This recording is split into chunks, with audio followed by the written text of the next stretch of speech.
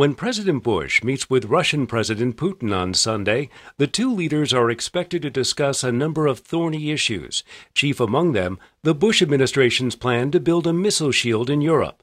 Last month, Secretary of State Condoleezza Rice and Secretary of Defense Robert Gates held talks with senior Russian officials in Moscow.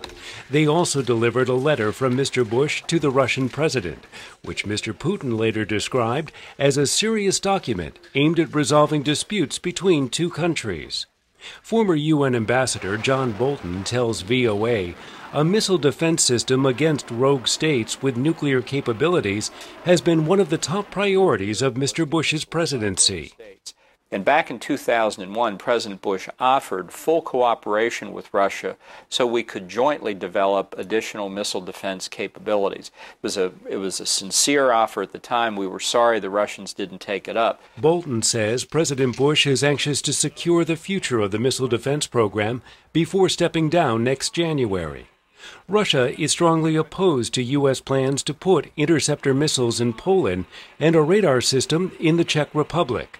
Moscow says the plan threatens Russia's security, while Washington insists the defense shield is intended to protect Europe from a potential threat from Iran.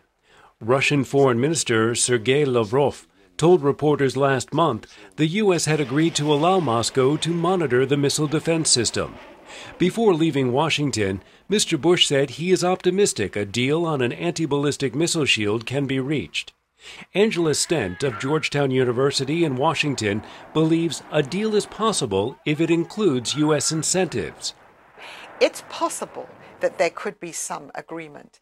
But I still think that for the Russian side to agree, to come into agreement with the United States, which includes the deployment of these components in the Czech Republic and Poland, that would already, from their point of view, they would be agreeing to something that they have before said is non-negotiable. But I think it will also depend what the United States offers them.